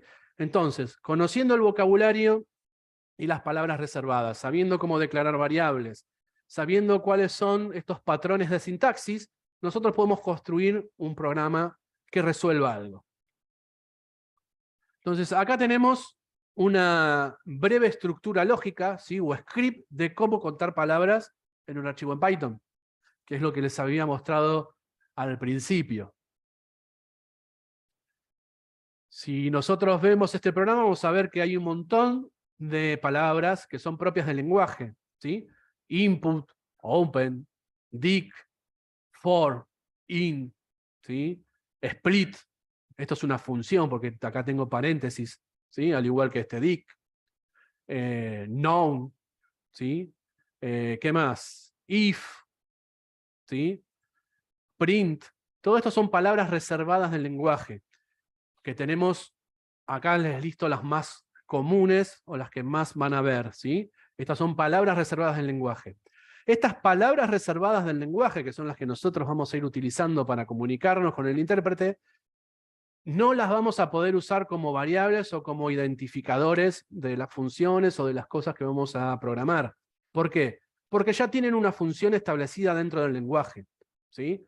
Entonces yo no voy a poder escribir y ponerle este tipo de nombres a una variable. Sheila pregunta, ¿todo esto se escribe en Visual Studio en Code o en Python? Todo esto se escribe en ambos. Podés generar un archivo, que lo vamos a trabajar en Visual Studio Code en breve, o podés usar el shell de Python, ese shell interactivo, e ir comunicándote. Ahora lo vamos a ver. ¿Sí? Entonces, acá hay una cantidad de palabras reservadas. Si ustedes se van a la documentación, en la página donde se bajaron Python, hay una sección que dice documentación. Ahí tienen todo el lenguaje Python y la documentación disponible para poder jugar y aprender qué es lo que hace cada cosa. Y si se anotan en la especialización, quédense tranquilos que vamos a ir de a poquito, ir incorporando todas estas palabras y muchas más, para que puedan entender el lenguaje. Pero con el concepto que quiero que se queden es que existen palabras propias del lenguaje que no las podemos usar para nombre de una variable o para un identificador de alguna sección de código que nosotros estemos armando. Bueno, vamos a hablar ahora de los que son las líneas o sentencias del código, ¿sí? Más o menos recién trabajamos con algunas y vamos a ver que tenemos dentro de estas sentencias, tenemos distintos tipos de sentencias y distintos componentes de estas sentencias. Una de las primeras cosas que hicimos fue decirle x es igual a 2. ¿Sí? Esto que tenemos acá se conoce como una declaración de asignación. ¿Por qué? Porque le estoy asignando a una variable, ¿sí? Fíjense que esto está en naranja, se llama variable. Le estoy asignando un valor, una constante, algo que no cambia. El 2 siempre va a ser 2. El x va a tener un valor que va a ir cambiando a medida que yo se lo voy guardando. Entonces esa es la diferencia entre variable y constante. Más adelante o en la especialización vamos a trabajar mucho y vamos a hablar mucho más de lo que es una variable, ¿sí? Después tenemos otro tipo de sentencia, otro tipo de línea, que es una asignación con expresión. Ya no estamos metiendo una constante, sino que estamos metiendo una expresión matemática, ¿sí? Estamos pidiéndole a la máquina que resuelva algo y de eso que resolvió después lo guarde y se lo asigne y lo guarde en esta variable, ¿sí? Entonces acá le estoy diciendo, a lo que tenés en x, sumale 2 y guardalo en la variable x, ¿sí? Entonces acá ya estamos viendo otro concepto, otra parte de una sentencia que se conoce como operador, ¿sí? Vamos a ver que tenemos un operador de asignación, que es el igual, y un operador para hacer las sumas aritméticas, que es por ejemplo el más, ¿sí? Y después tenemos sentencias que en este caso se pueden usar como para imprimir el estado de una variable o qué es lo que tiene una variable guardada, y eso es haciendo uso de funciones, ¿sí? Hasta ahora vimos la función print, y después les mostré que estaba la función exit o la función quit para salir del intérprete. Bueno, esas son funciones. ¿Qué es una función? Es una porción de código que la dejo guardada bajo un nombre que internamente resuelve un problema y después cuando yo lo necesito la convoco a esa función llamándola por el nombre, ¿sí? Eso más adelante lo vamos a ver. Perdón. ¿Dudas, preguntas hasta acá?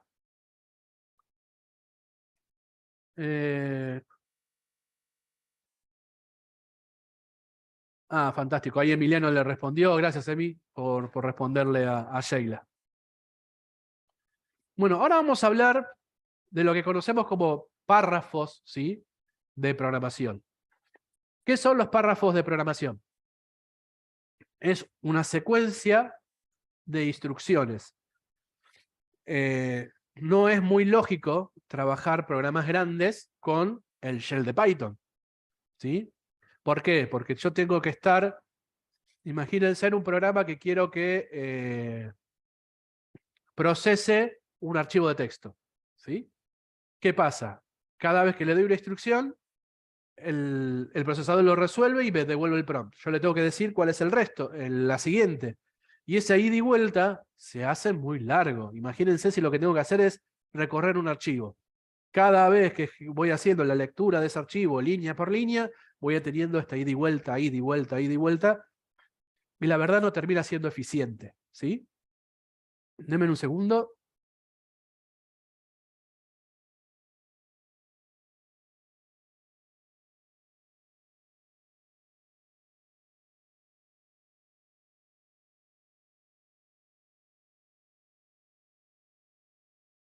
Bueno, acá estoy de vuelta, perdón.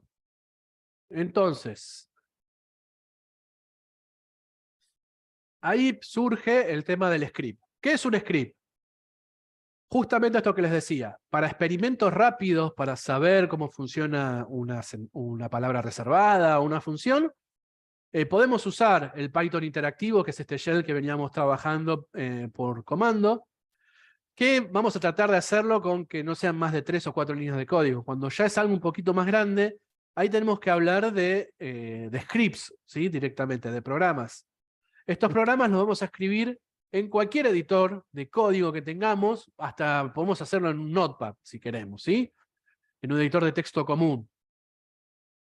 ¿Qué va a pasar? Que cuando usamos editores de código, tenemos la facilidad de que tenemos el intérprete dentro del editor, entonces nos va a ir generando las palabras claves y las palabras reservadas con distintos colores, y vamos a tener recomendaciones de cómo continuar el código, si es una función y espera recibir parámetros, qué parámetros espera recibir, y todas esas ayudas al día a día que con un editor de código o un editor de texto común no tenemos, ¿sí?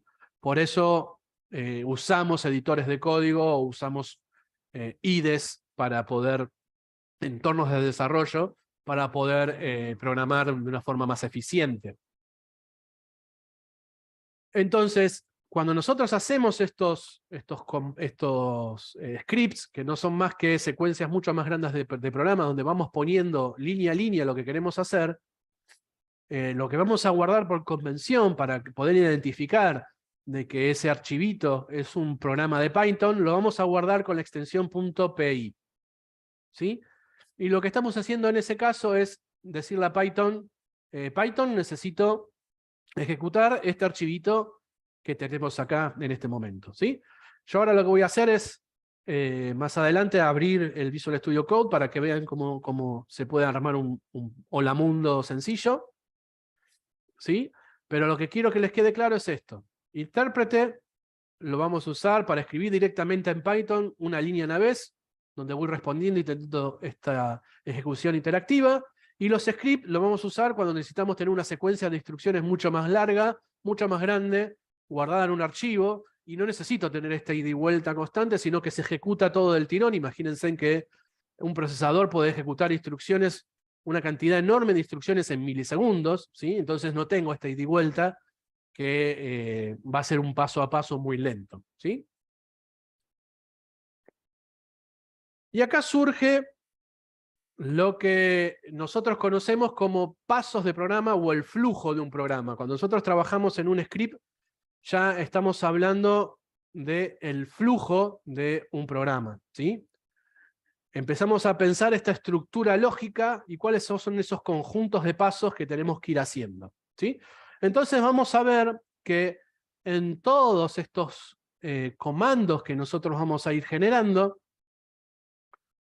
al igual que hacemos con una receta o donde hacemos una instrucción de instalación de un programa, vamos a ir generando una secuencia. Entonces vamos a tener pasos que van a ser secuenciales, ¿sí? Que van a ser uno a uno. Ejecuto el primero, sigo con el segundo, con el tercero, ¿sí? Y no es que vuelvo a ejecutar algunos, sino que los voy a ir en forma secuencial, los voy a ir ejecutando y llamando uno a uno. Vamos a ver que en otras partes del programa vamos a tener pasos que son condicionales, ¿sí? ¿Qué quiere decir que sean condicionales? Que pueden omitirse o no, ¿sí? Si X vale tanto, entonces hace tal cosa. Y si no, no hagas nada, por ejemplo, ¿sí? Y vamos a tener también una parte de los programas o del flujo del programa, que vamos a tener bloques del programa que se van a repetir una cantidad de veces, ¿sí? Mientras suceda tal cosa o mientras X valga menos que 6, ejecuta esto que está acá adentro, ¿sí? Por ejemplo. Entonces son dos conjuntos o tres conjuntos que tenemos que conocer de flujo de programa. Flujo secuencial, flujo condicional y flujo de repetición, ¿sí? A veces también va a pasar que vamos a necesitar almacenar una parte o un flujo de programa que lo vamos a repetir constantemente, ¿sí? Entonces, para no estar escribiéndolo todas las veces, lo vamos a guardar como si fuese un conjunto de pasos bajo un nombre, ¿sí? Un nombre que lo va a identificar. Y cada vez que yo necesite ese conjunto de pasos o ese set de instrucciones, lo voy a llamar y me lo voy a traer a mi programa de ejecución. Esas son las funciones, ¿sí? Esto que nosotros hicimos un print, que muestra en pantalla, bueno, internamente el print tiene un flujo de información, una cantidad de instrucciones, que sabe que lo que tiene que hacer es mostrar por pantalla lo que le paso por paréntesis, ¿sí? Eso es lo que hace el print. Entonces yo no voy a programar todo el tiempo un print nuevo, sino que el lenguaje, en este caso, ya tiene funciones que vienen nativas en el lenguaje, y lo único que hago es llamarlas y pasarle el parámetro interno que necesita para mostrarlo. Entonces, estas son las cosas que, como programadores, tenemos que aprender de un lenguaje de programación, ¿sí? Los flujos de programa. Acá lo que les estoy mostrando es un paso secuencial. ¿Qué consiste esto de un paso secuencial? Lo que hicimos antes, ¿sí? Le indico, este es el programa, ¿sí? El script que estoy generando, x es igual a 2, después pongo un print x, x es igual a x más 2, print x. Y esta es la salida que voy a tener por pantalla. ¿Cómo se ejecuta esto? En forma secuencial, de arriba hacia abajo, paso a paso. X igual 2, print x, x es igual a x más 2, print x nuevamente, ¿sí? Voy a abrir el Visual Studio Code. Solo para que vean voy a hacer este script, nada más. Voy a cerrar acá. Denme un segundito. Que no encuentro dónde tengo el visual para compartirlo. Pantalla no. Acá está.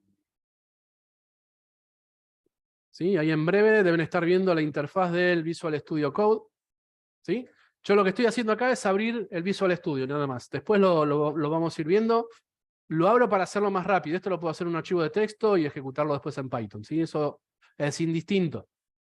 Entonces lo que yo voy a hacer es hacer un archivo nuevo.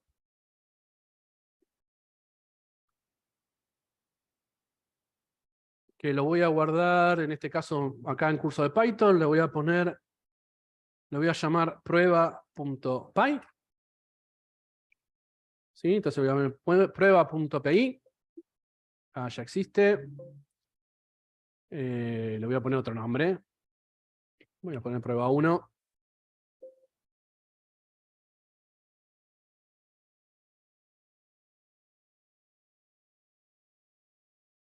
A ver. Abrir en el escritorio.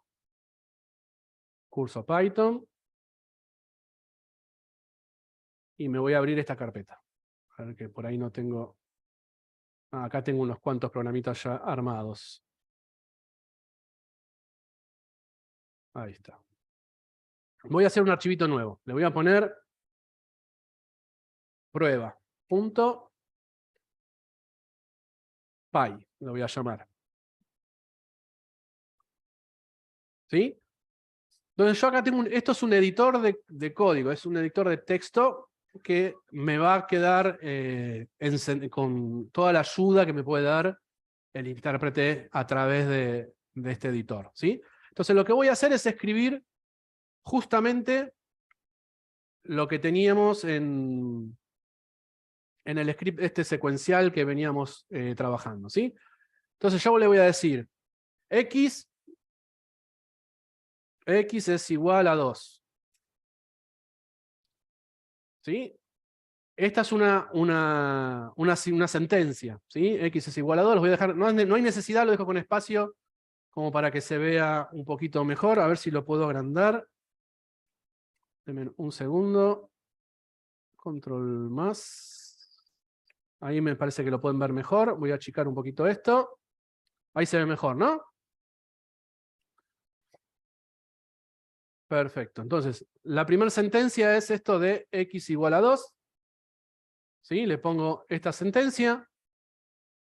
Si yo ejecuto esto, no voy a ver nada porque no estoy mostrando nada en pantalla. ¿Sí? Entonces ahí le voy a dar la segunda orden que va a ser imprimime, ¿sí? Print. Fíjense en cómo este editor de código me va dando ayuda. Imprimime el valor de x, le voy a decir. Después le digo, x es igual a lo que tengo en x, perdón, a lo que tengo en x más 1. O más 2, vamos a poner así, hacemos un número más grande. Más 2, ¿sí?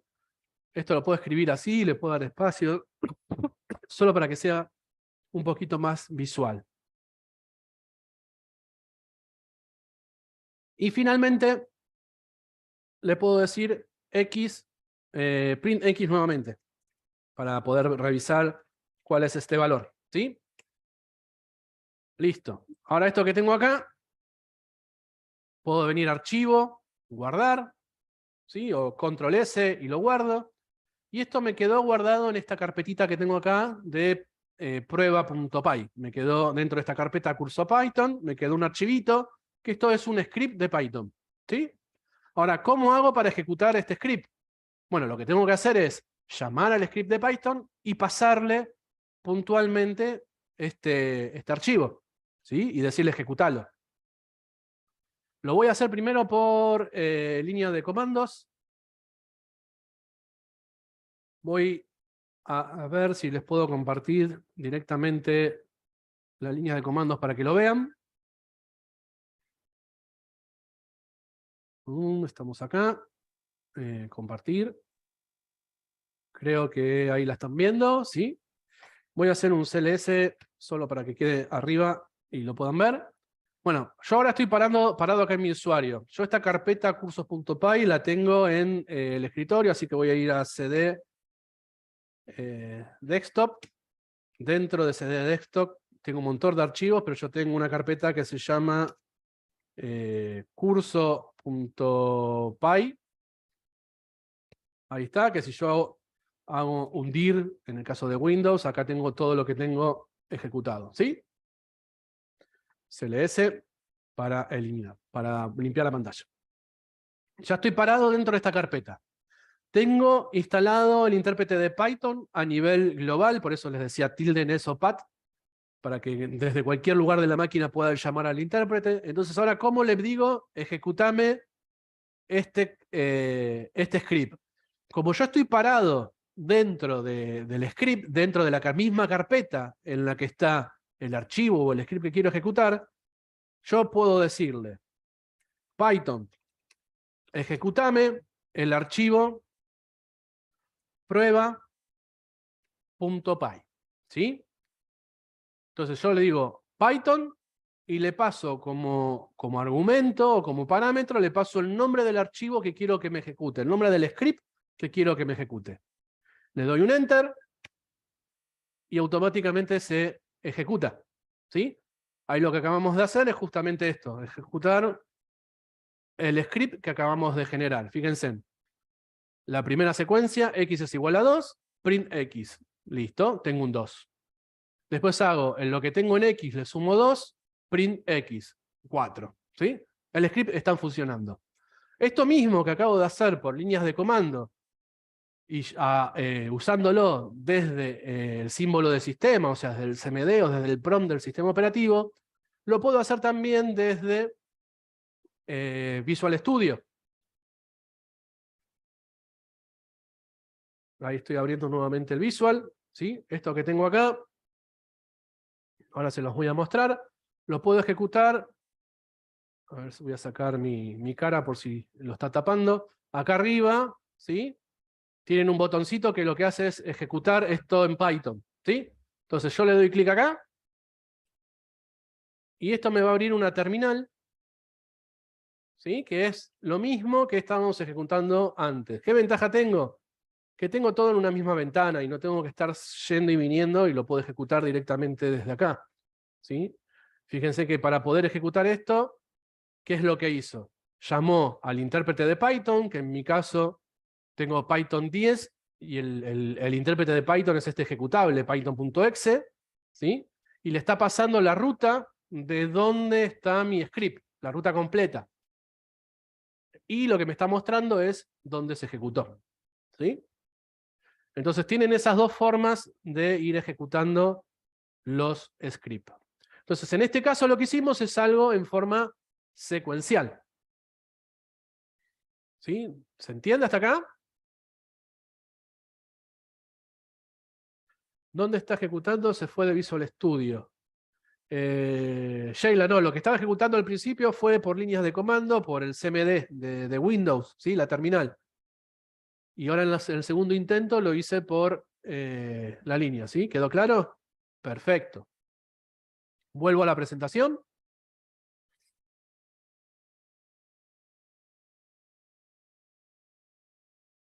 ¿Sí? Entonces lo que hicimos recién fue justamente esto.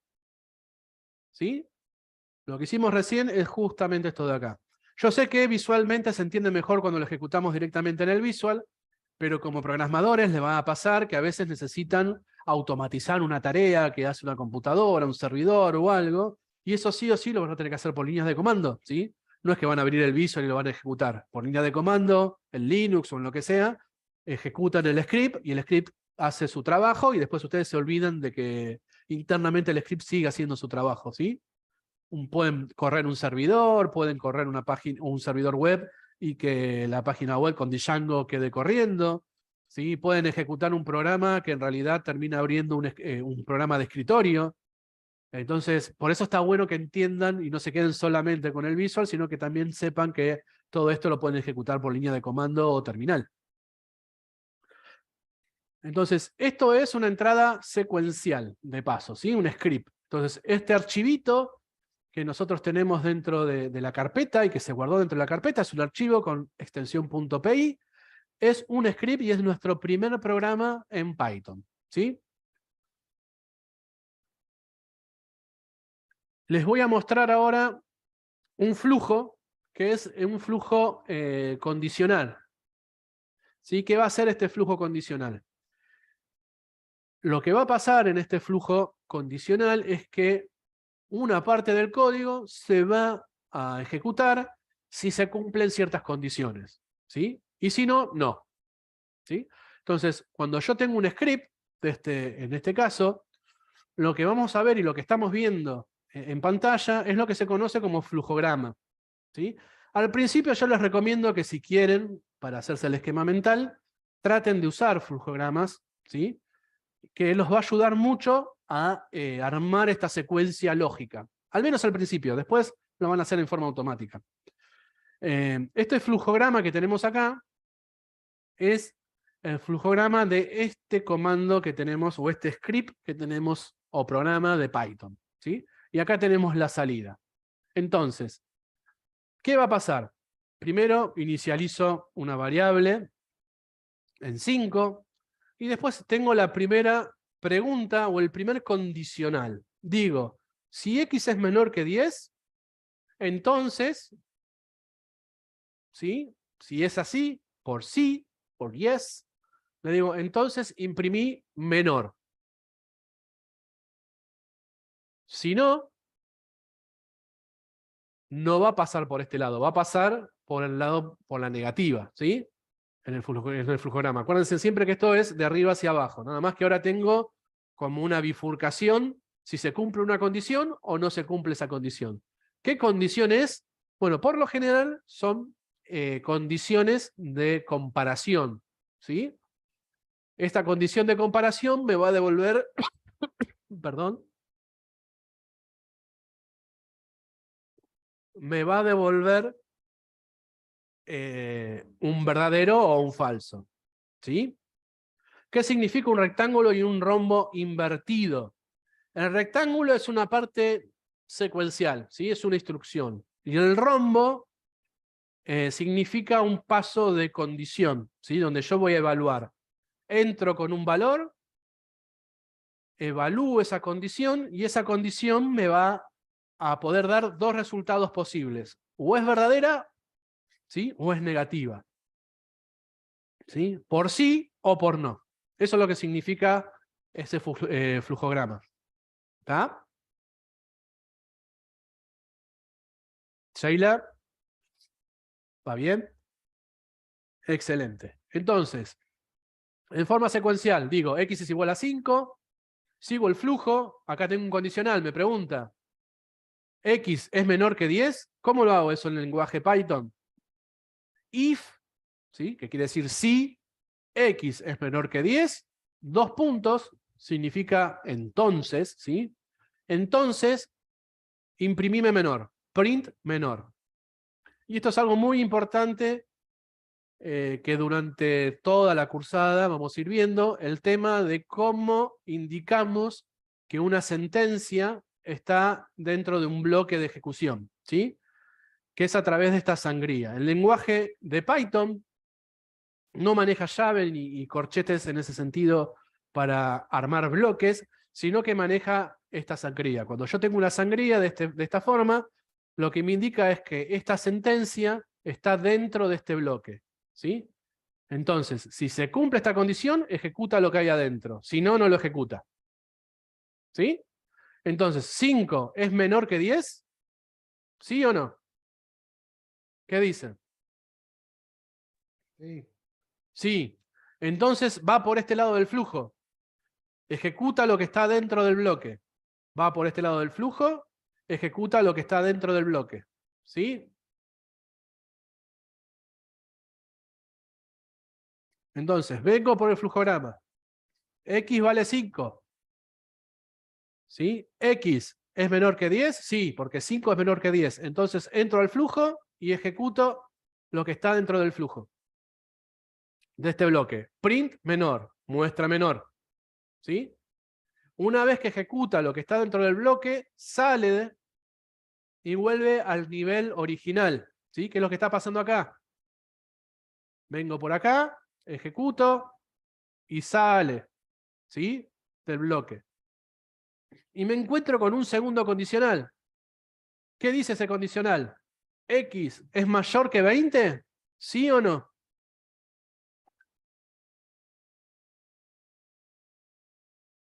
No. No. ¿Sí? Entonces, esto que está acá adentro no se ejecuta. No pasa por acá. Sigue de largo, sale por el no. ¿Sí? Esto que está acá no se ejecuta. Este print que está acá no se ejecuta. Sigue con la siguiente sentencia.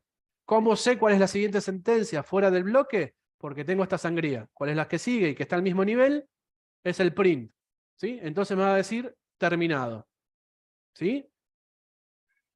Entonces, esta es la secuencia condicional. Fíjense en que hay una parte del código, ¿sí? Esta parte del código y esta parte del código, estas dos están condicionadas a que se cumpla, valga la redundancia, una condición lógica dentro de lo que es Python, ¿sí? Dentro de lo que es el código. Si yo tengo que separar esto en bloques, que es algo que van a tener que hacer ustedes como programadores bastante seguido para no perder el flujo, ¿sí?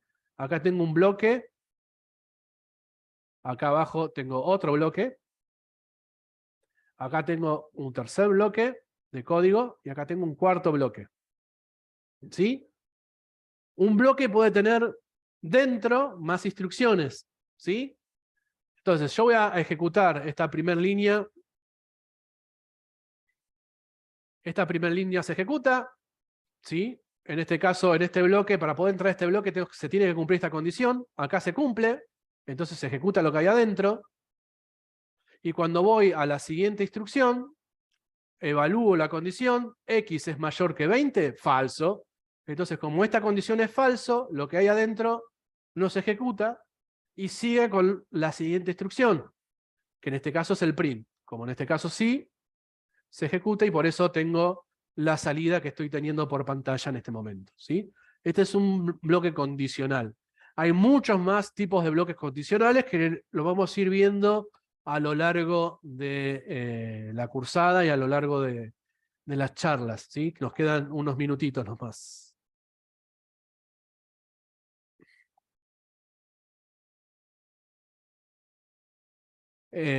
¿Dudas, preguntas hasta acá? ¿Vamos bien? ¿Se puede usar el else? Sí, sí, sí, obviamente Emiliano está adelantándose siempre, un paso adelante de mí. Sí, se puede usar el else para poder poner el código en el caso que sea falso, ¿sí?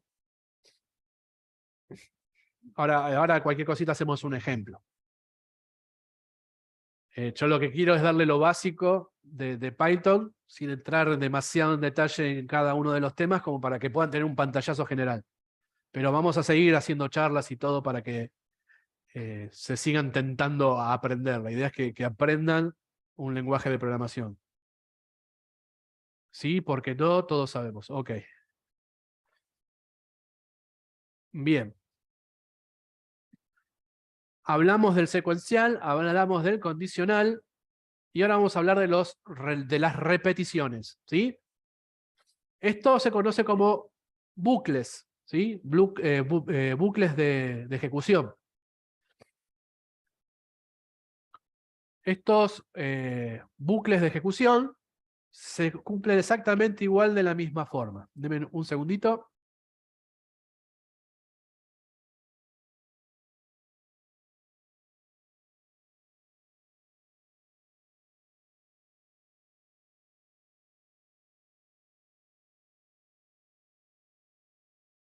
Perdón el bache, pero ando medio resfriado. Vamos a ver un flujograma de un bucle de repetición como para entender el concepto, ¿sí? En próximas charlas o durante la especialización vamos a ver bien a fondo distintos bucles y distintas formas de trabajar, ¿sí? Yo lo que quiero que hoy tengan una idea general.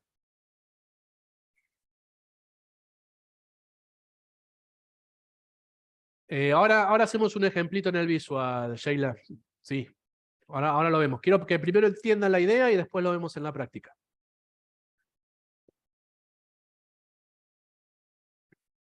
¿Qué es un bucle de repetición? Es muy parecido a lo que vimos antes, nada más que se va a ejecutar una cantidad repetida de veces.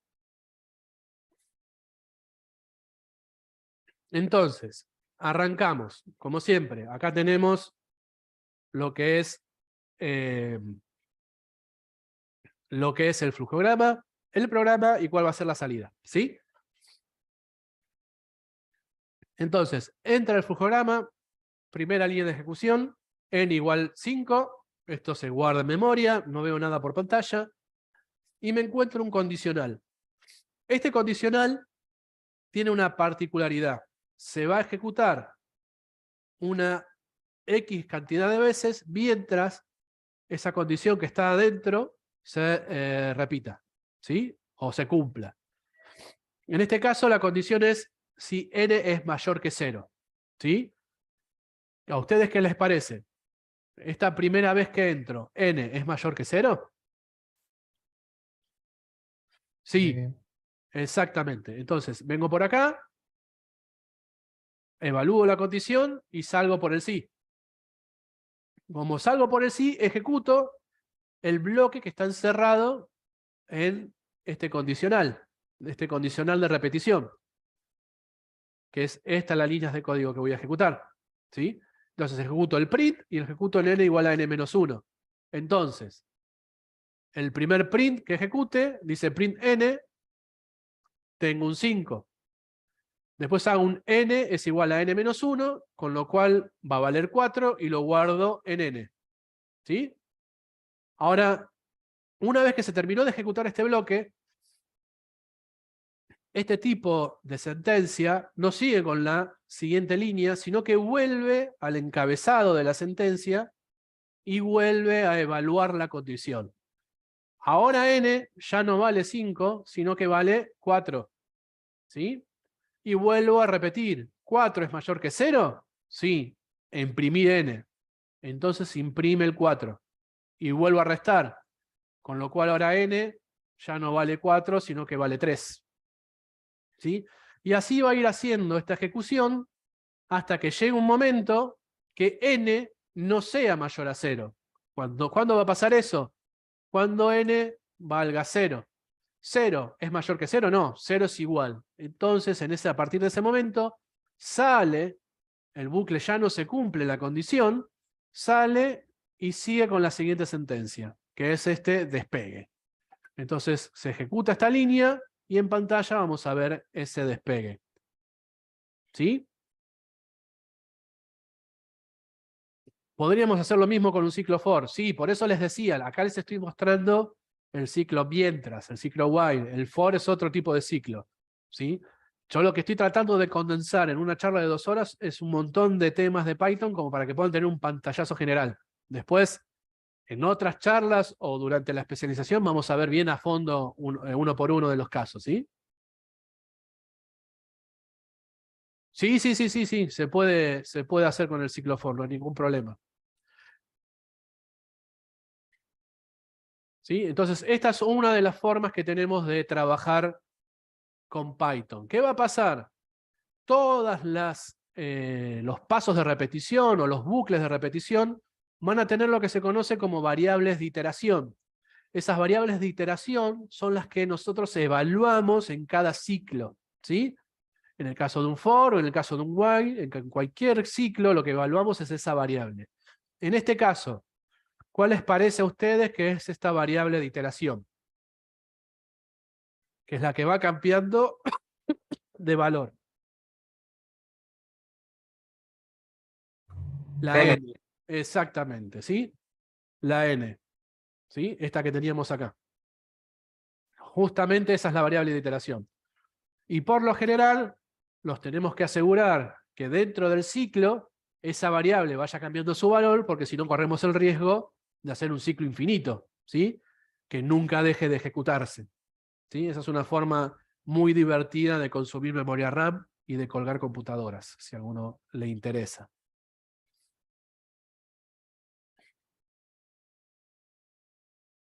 ¿Sí? Entonces, del programa que vimos al principio, sin entender mucho lo que hay en todo ese lugar, ya ahora tenemos un poquito más de conocimiento. Podemos interpretar que hay algún lugar donde tenemos en amarillo la parte secuencial, en verde un ciclo de repetición, y en naranja, ¿sí? Podemos ver un condicional.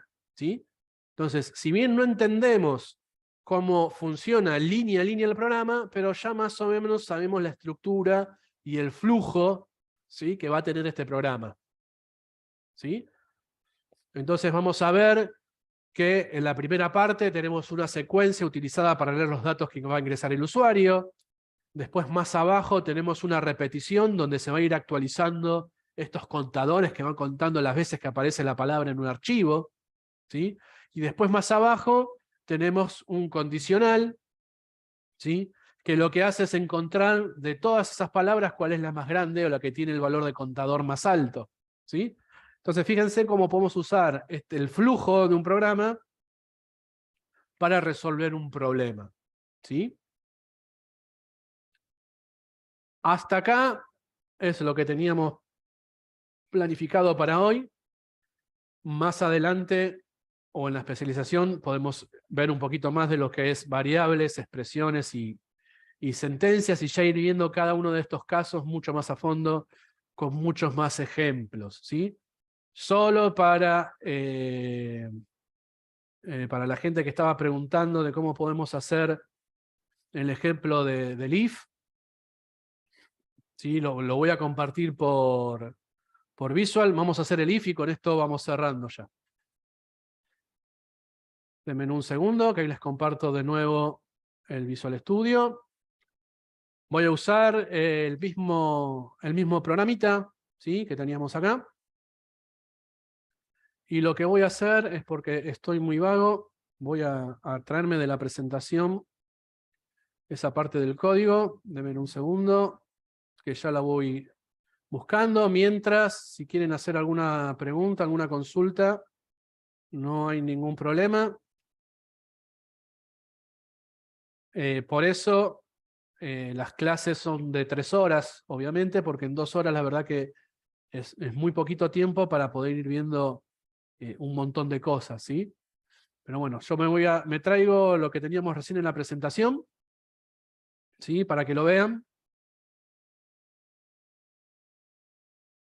Y esto lo voy a ejecutar directamente en Visual. Es exactamente lo mismo que vimos recién. Entonces lo voy a ejecutar. Y fíjense que estamos teniendo la misma salida, ¿sí? Voy a hacer un CLS y lo voy a ejecutar de vuelta. Ahí está, ¿sí? Menor y terminado. Fíjense, en 5 es menor que 10, sí, entonces imprime menor, ¿sí? En el segundo, 5 es mayor a 20, no, entonces esta parte no se ejecuta y sigue con la siguiente sentencia, que es terminado, ¿sí? Para los que estaban ansiosos preguntando por el else, un else se trabaja de la siguiente forma. Voy a cambiar esta sentencia, entonces acá voy a poner else, 2 puntos, y el bloque que se tiene que ejecutar en caso que eso no pase, ¿sí? Entonces, si yo ejecuto este programa ahora, va a ser exactamente la misma salida, no cambió en nada, pero si yo ahora ejecuto, por ejemplo, acá pongo un 15, ¿sí? Va a preguntar esta condición, como esta condición no se cumple, va a salir por la negativa. Entonces, si x es menor que 10, esto, si no, o entonces, ejecuta esto otro, ¿sí? Entonces, si yo ahora ejecuto este programa, debería salir por la negativa, ¿sí? Por la parte del falso, por el else. ¿Sí? Y fíjense que ahí justamente fue lo que pasó. Escribió mayor, terminado.